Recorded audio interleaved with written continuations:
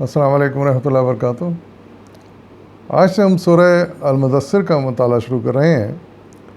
اس کی پہلی 7 آیات کا ترجمہ لے کر میں اس وقت حاضر ہوں، سماعت فرمائیے۔ اعوذ باللہ من الشیطان الرجیم، بسم اللہ الرحمن الرحیم۔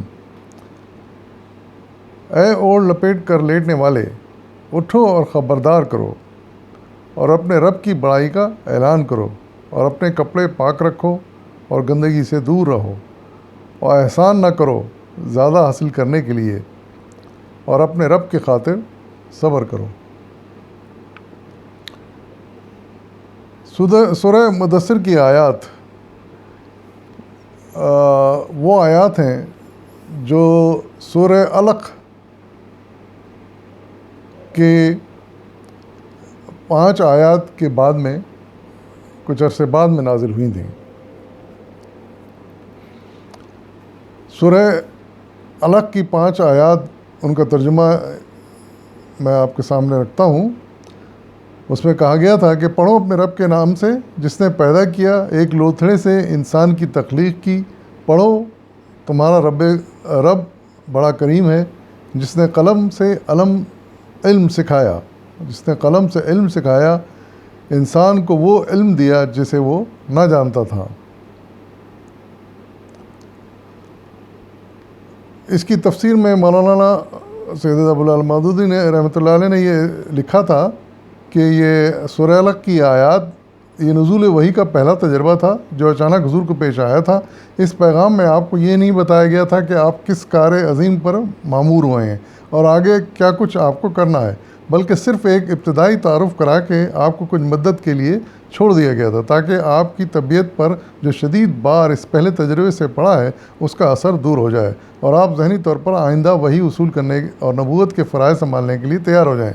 اس وقفے کے بعد جب دوبارہ نزول وحی کا سلسلہ شروع ہوا تو اس صورت کی ابتدا ان 7 آیات سے ہوئی جو اس سورہ مدثر میں آئی ہیں، اور ان میں پہلی مرتبہ آپ کو یہ حکم دیا گیا کہ آپ اٹھیں اور خلق خدا کو اس روش کے انجام سے ڈرائیں جس پر وہ چل رہی ہے، اور اس دنیا میں جہاں دوسروں کی بڑائی کے ڈنکے بج رہے ہیں خدا کی بڑائی کا اعلان کریں۔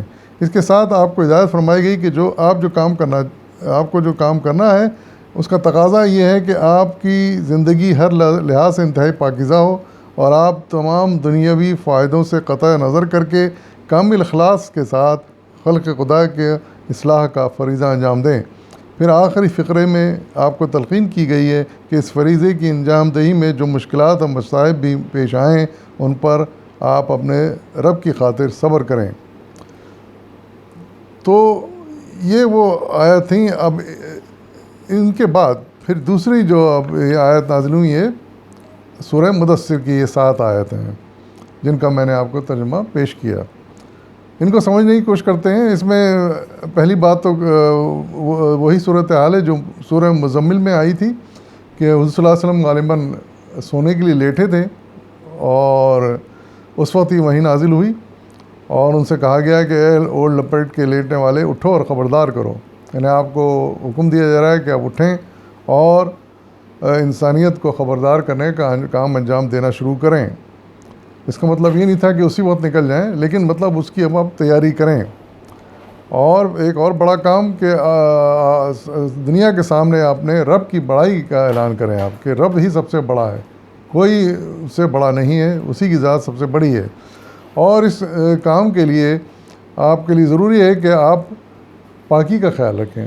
یہ بڑی ضروری ہے اس نیک کام کے لیے، یعنی نہ صرف اپنے اعمال پاک رکھیں بلکہ اپنے بھی کپڑے بھی پاک رکھیں، گندگی سے دور رہیں، ہر قسم کی نجاست سے دور رہیں۔ اور پھر ایک بات بڑی اہم ارشاد فرمائی گئی کہ احسان نہ کرو زیادہ حاصل کرنے کے لیے اور اپنے رب کی خاطر صبر کرو۔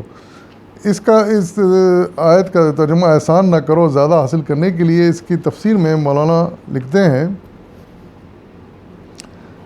کہ جس پر بھی احسان کرو بے غرضہ نہ کرو، تمہاری عطا اور بخشش اور سخاوت اور حسن سلوک محض اللہ کے لیے ہو، اس میں کوئی شائبہ اس خواہش کا نہ ہو کہ احسان کے بدلے میں تمہیں کسی قسم کی دنیاوی فوائد حاصل ہوں، بالفاظ دیگر اللہ کے لیے احسان کرو، فائدہ حاصل کرنے کے لیے کوئی احسان نہ کرو۔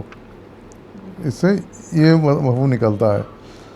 اور پھر دوسری بات جو فرمائی گئی کہ اپنے رب کی خاطر صبر کرو، یعنی اب یہ جو اہم ذمہ داری آپ کو مل رہی ہے اس میں آپ کو مشکلات بھی پیش آئیں گی، تکالیف بھی آئیں گی، دشمنیاں بھی مولنی پڑیں گی، اور دشمن آپ کو تکلیف بھی پہنچا سکتے ہیں. تو ان ساری چیزوں کا آپ کو مقابلہ کرنا ہے اور صبر سے کام لینا ہے، اور اس معاملے میں کبھی پیچھے نہیں ہٹنا ہے، آپ کو آگے ہی بڑھتے جانا ہے. تو یہ اس طرح اللہ تعالیٰ نے اس صلی اللہ علیہ وسلم کو اس عظیم الشان کام کے لیے تیار کیا، اور اس کے بعد بھی جب بھی ضرورت پڑی اللہ تعالیٰ نے حضور صلی اللہ علیہ وسلم کی حوصلہ افزائی فرمائی، ان کی ہمت بندھائی، اور ان کو اچھے سے اچھے مرتبے اور معاوضے کی جو جنت میں ملے گا ان کو بشارت دی. تو یہ سارے معاملات ہوتے رہے. وآخر دعوانا والحمد للہ رب العالمین.